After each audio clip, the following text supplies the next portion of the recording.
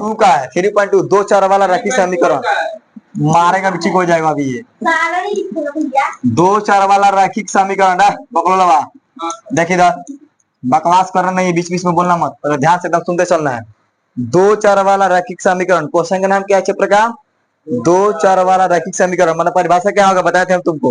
वैसा समीकरण जिसमें दो चार पाए जाते हैं उसे क्या बोलेंगे इधर देखो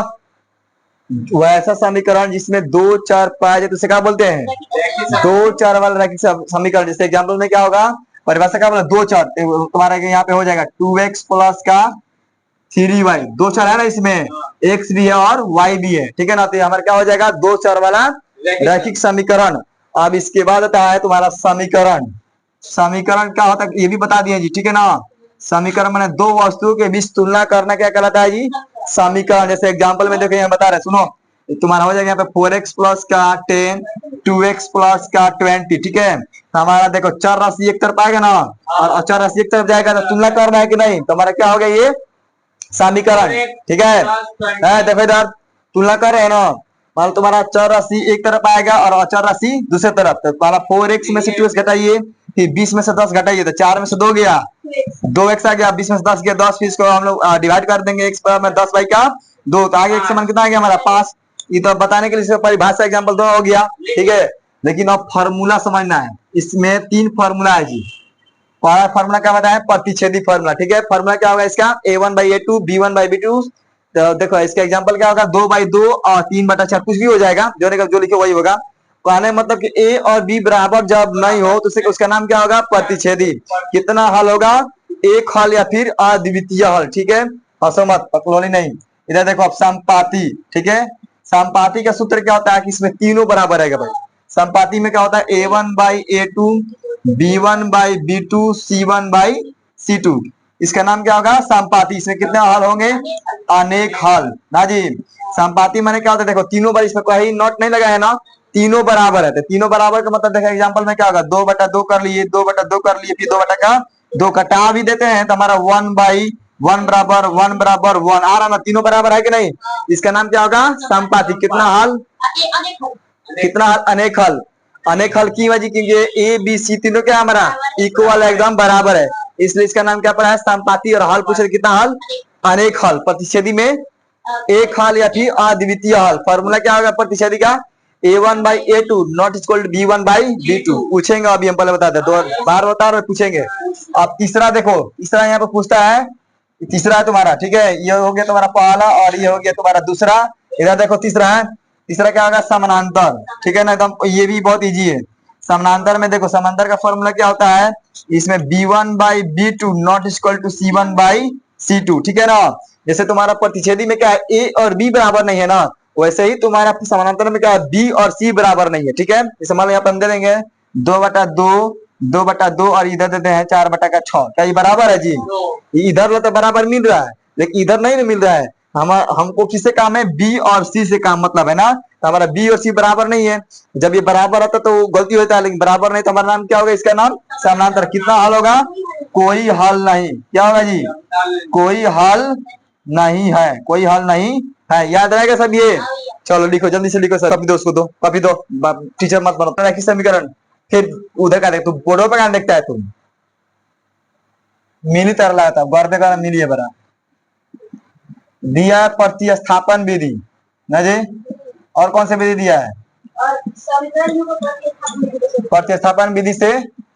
हल करें ना इसको दो तरह से हम लोग सुनो इस क्वेश्चन का हम लोग दो तरह से सोल्व करेंगे ठीक है दिया को फर्स्ट क्वेश्चन दिया है x प्लस वाई बराबर में तुम्हारा हो गया 14 फिर x प्लस वाई बराबर दिया तुम्हारा 4 ठीक है इक्वेशन फर्स्ट और इक्वेशन सेकेंड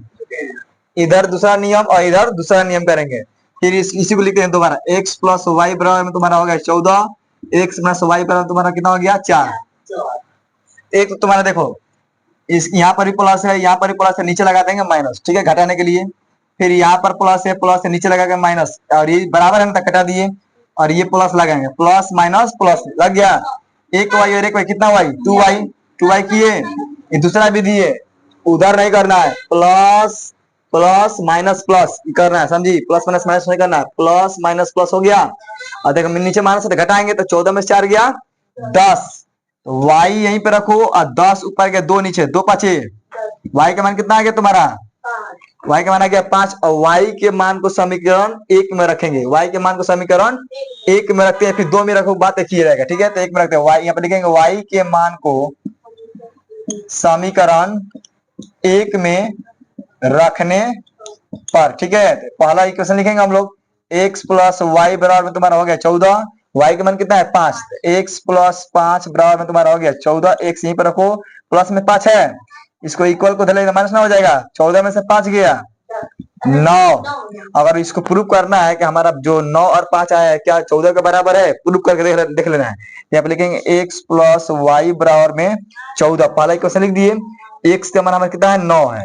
और y का मान कितना है 5, बराबर में 14, तो 9 5 14 आ गया ना हमारा, 14 बराबर में 14। समझ आइए, LHS बराबर में RHS आ गया। अब दूसरा बता रहा, अब इस विधि से उसको सोल्व करेंगे, प्रतिस्थापन विधि से। ठीक है, इक्वेशन फर्स्ट और इक्वेशन सेकेंड लिखेंगे समीकरण 2 से। ठीक है, 2 से हम पाते हैं,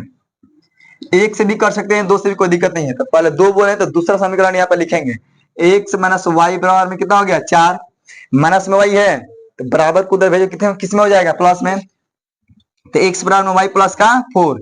कितना आ गया इक्वेशन ये हमारा कितना आ गया जी, तीसरा आ गया ना। लिखे अभी x मान कितना आ गया y प्लस के 4, लिखेंगे x के मान को समीकरण 1 में रखने पर, क्योंकि हम लोग दूसरा लिए हैं तो 1 में रखेंगे ना जी, दूसरा समय वाला निकाले हैं तो हमारा ये बस रहा है, इसी में रखेंगे। पहला में लिखेंगे यहाँ पे x के मान को समीकरण 1 में रखने पर। क्लियर, समझे को फरहान, ये कहां से आएगा तुम्हारा, समीकरण 2 से निकाले ना y प्लस 4, अब क्या बोल दिए x के मान को समीकरण 1 में रखने पर, तो x मान हमारा कितना है y प्लस 4 है ना, अब बोल रहे हैं 1 में रखने के लिए, तो 1 वाला समीकरण यहाँ पे लिखना पड़ेगा, x प्लस वाई बराबर में तुम्हारा कितना हो गया 14, इसी को बोलते हैं प्रतिस्थापन विधि। समझा ना, x का मान निकाल करके वो दूसरे समीकरण में रखना, ही क्या कहलाता है, प्रतिस्थापन विधि कहलाता है। क्लियर है सब ये, और तो हमारा x मान कितना है जी y प्लस का 4 है, तो जहाँ पे x है ना कितना रखेंगे, रखे y प्लस का 4, y प्लस का 4 प्लस का y बराबर में कितना हो गया 14,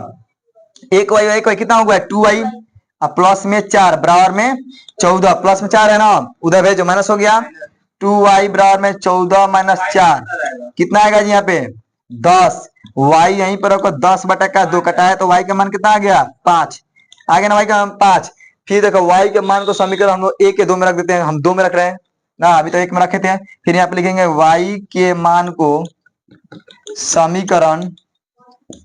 2 में रखने पर ना जी, ये वाला लिखेंगे हम लोग, x माइनस वाई बराबर में तुम्हारा हो गया 4 है ना जी, यहाँ पे y का मान कितना है यहाँ पे 5, तो y के जब रखेंगे कितना 5, x माइनस 5 बराबर में 4, माइनस में नहीं माइनस 5 उधर भेजो, प्लस में ना हो जाएगा, x बराबर में तुम्हारा हो गया 4 प्लस 5, x बराबर कितना हो गया 9 आंसर। क्लियर, ये हो गया तुम्हारा 5 और ये हो गया 9, तो 9 5 14। देखो बनाने का तरीका अलग है लेकिन दोनों का आंसर सेम है। इसमें भी देखो y का मान 5 है, इसमें भी y का मान 5 है, x मान 9 है तो x मान भी 9 है, दोनों के जोड़े तो 14 आ गया, फिर इसको भी जोड़े तो हमारा उतना ही आएगा 14। क्लियर, समझे ना अभी ये, चलो बनाओ।